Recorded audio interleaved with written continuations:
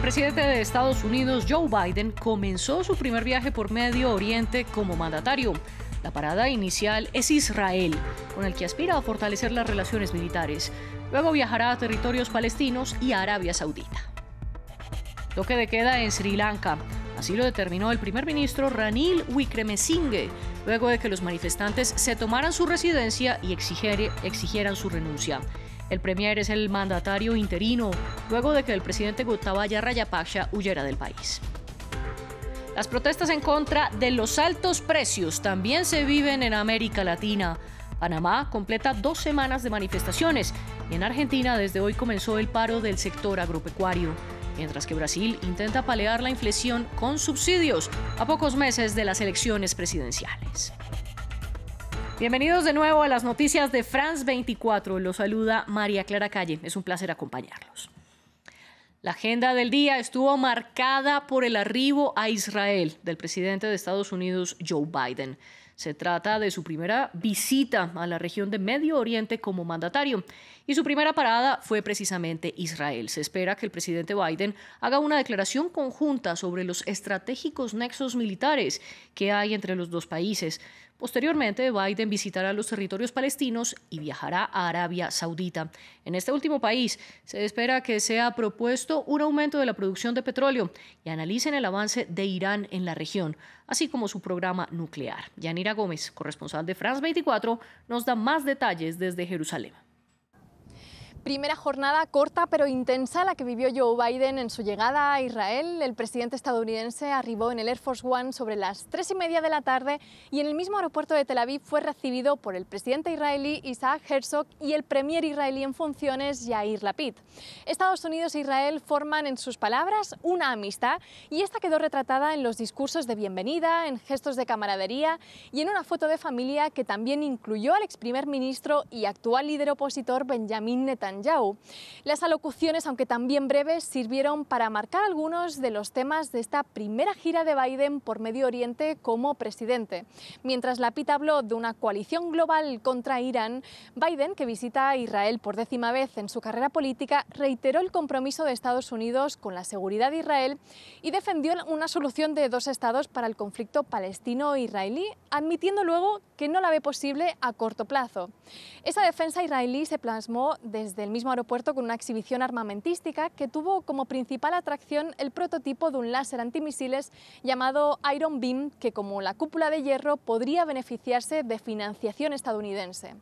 Luego Biden se trasladó a Jerusalén Oeste y allí rindió tributo a las víctimas del Holocausto en el Museo Yad Vashem, donde además dialogó con 2 sobrevivientes judías e instó a combatir el veneno del antisemitismo. Fuera de lo simbólico, incluso antes de su aterrizaje, Biden y Lapid firmaron un pacto de cooperación para el desarrollo de tecnologías centrado en la inteligencia artificial. Un acuerdo antesala de los anuncios oficiales que se esperan este jueves después de que Biden y Lapid tengan su primer cara a cara a solas como mandatarios. Un foro virtual con los líderes de Emiratos Árabes Unidos e India y encuentros con Herzog y Netanyahu completan la agenda política de Biden antes de desplazarse el viernes a territorios palestinos y a Arabia Saudita. En otras noticias, en Sri Lanka continúa la crisis política. Ahora los ciudadanos también exigen la renuncia del primer ministro Ranil Wickremesinghe. Él asumió como presidente interino luego de que el mandatario Gotabaya Rajapaksa huyera del país. Actualmente está en las Islas Maldivas y busca exilio en otra nación.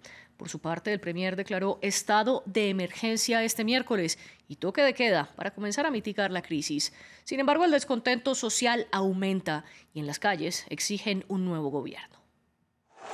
La salida de Rajapaksa no termina con la crisis. Los manifestantes volcados en las calles exigen ahora la renuncia del primer ministro Wickremesinghe, quien es el presidente interino, un aliado del depuesto presidente quien huyó a las Maldivas.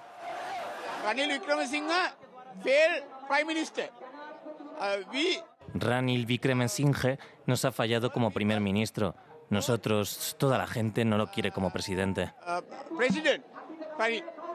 El primer ministro, quien anunció que renunciaría cuando haya un nuevo gobierno, respondió con fuerza a los manifestantes y trató de disolver las protestas con más represión.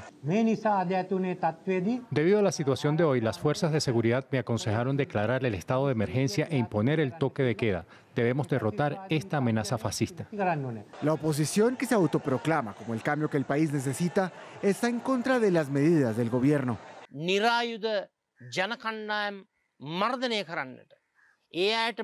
No solo condeno con vehemencia estos ataques a personas desarmadas que están protestando, sino que me comprometo a derrotar esto con el poder del pueblo. Las protestas en esta isla de Asia del Sur llevan meses y alcanzaron su punto más fuerte el fin de semana, cuando miles de personas tomaron las residencias de los líderes políticos.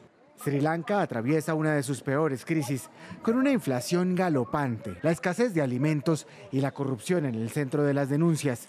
Los legisladores acordaron elegir un nuevo presidente la próxima semana, pero el martes tuvieron dificultades para decidir la composición de un nuevo gobierno.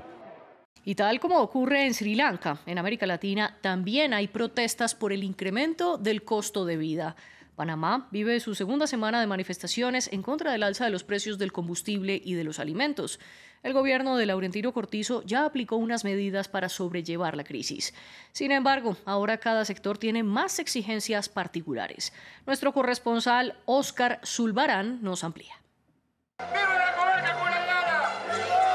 El cacique de la comarca Guna ha decidido salir a las calles en la ciudad de Panamá en representación de los pueblos indígenas. La razón de su protesta se debe al alto costo del combustible y los alimentos y a la defensa de su territorio. Estamos exigiendo al gobierno la demarcación física a las comarcas que le hace falta de los hermanos originarios del país. También le estamos pidiendo el desalojo de todos los colonos instalados en nuestras comarcas. Las invasiones que se ve diariamente en nuestros territorios. Pero no solo los indígenas están inconformes.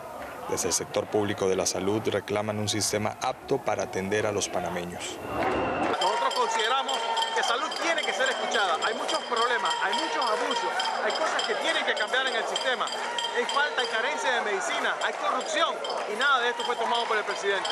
Pareciera que quieren sacrificar más al pueblo, manejando las prebendas todavía los grandes jerarcas de las instituciones públicas y los diputados, pero el pueblo le están exprimiendo más y al sector trabajador también. Las protestas iniciadas por los educadores hace más de una semana por el alto costo de la vida han tenido como respuesta por parte del Ejecutivo el congelamiento del precio del combustible, el control de precios para una serie de productos y medidas de austeridad, pero para los manifestantes aún sigue siendo insuficiente.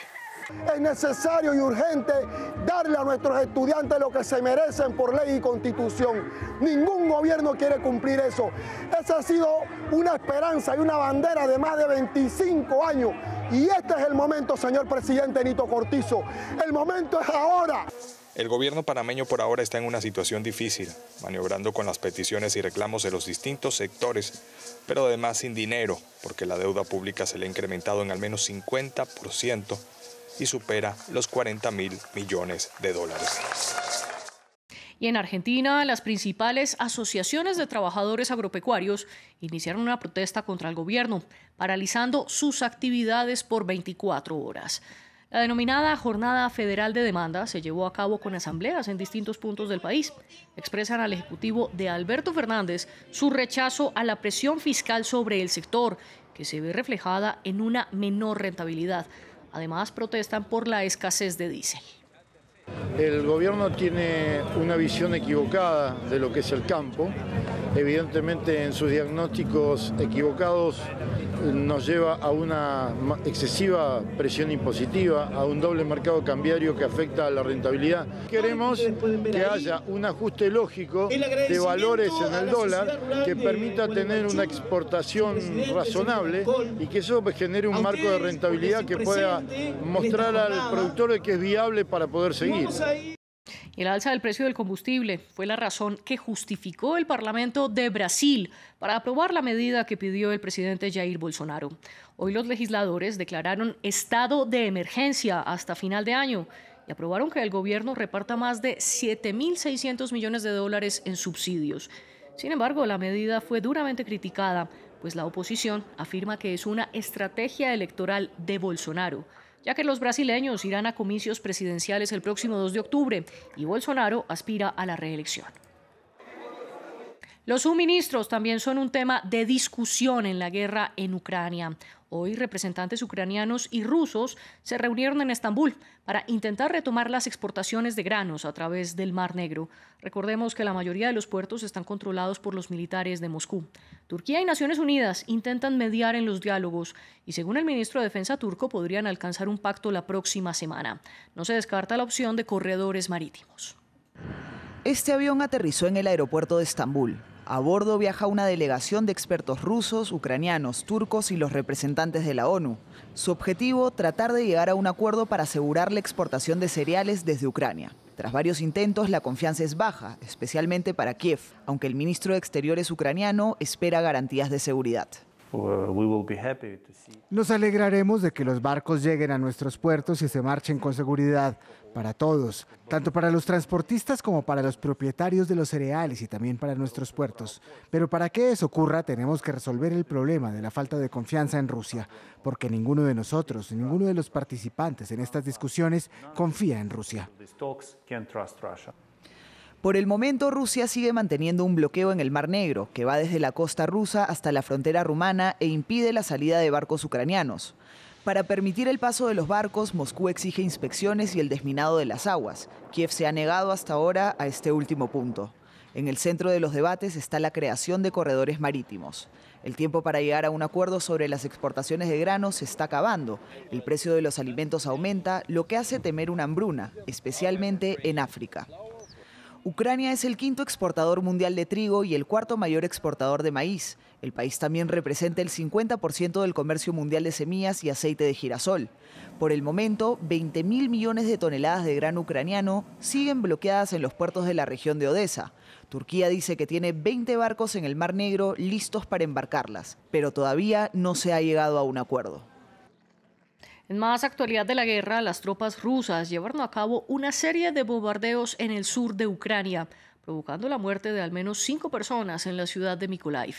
Entre tanto, en la ciudad de Zaporilla, 2 misiles rusos impactaron una fábrica local, en donde 14 personas resultaron heridas. Estas acciones por parte de las tropas rusas ratifican la intención de Moscú de agilizar su avance y conquistar el sur ucraniano. Además, Corea del Norte reconoció la independencia de las autoproclamadas repúblicas populares de Donetsk y Lugansk, hasta ahora solamente reconocidas por Rusia y Siria. En respuesta, los ucranianos rompieron relaciones diplomáticas con los norcoreanos. Y ahora hablamos de Reino Unido porque el Partido Conservador comenzó a votar para elegir a su nuevo líder. La lista se ha ido reduciendo y ahora hay 6 candidatos, entre los que se encuentran el exsecretario de Economía Rishi Sunak y la exsecretaria de Defensa Penny Mordaunt. El foco de la batalla se centra en ambos candidatos, quienes hasta ahora se llevan la mayor cantidad de votaciones. La carrera para liderar el Reino Unido ya está en marcha, aunque para algunos ya ha terminado. Sunak 88, Truss 50, Tugenda 37, Zahawi 25. Por lo tanto, según las reglas que acordamos para esta votación, 2 candidatos serán eliminados, Jeremy Hunt y Eddie Zahawi. Los intentos del exsecretario de Salud Jeremy Hunt, así como de Eddie Zahawi para convertirse en el nuevo primer ministro del país terminaron pronto, mientras que Rishi Sunak y Penny Mordaunt van a la delantera. Liz Truss, Kevin Badenoch, Tom Tugendhat y Stella Braverman completan la lista de los 6 candidatos restantes, ya que el jueves se celebrará una segunda ronda de votaciones. En los próximos días, los que tengan menos votos serán descartados antes del gran enfrentamiento, en el que los 160.000 miembros del Partido Conservador decidirán quién de los últimos candidatos quieren que dirija el país. Cualquiera de ellos limpiaría el suelo con el capitán Crash Rooney Snuffets, señor presidente, y después de unas semanas, eso es exactamente lo que harán. Se unirán en torno al ganador y harán precisamente eso. Me iré, señor presidente, me iré pronto con la cabeza en alto. Estas son las palabras de Boris Johnson dirigidas al líder de la oposición, mientras pasa sus últimas semanas en el cargo antes de su salida prevista para el mes de septiembre. Keir Starmer, el líder laborista, respondió diciendo que Johnson era totalmente iluso y que echaría de menos sus tonterías semanales durante el turno de preguntas al primer ministro. Hasta aquí las noticias, sigan con nosotros.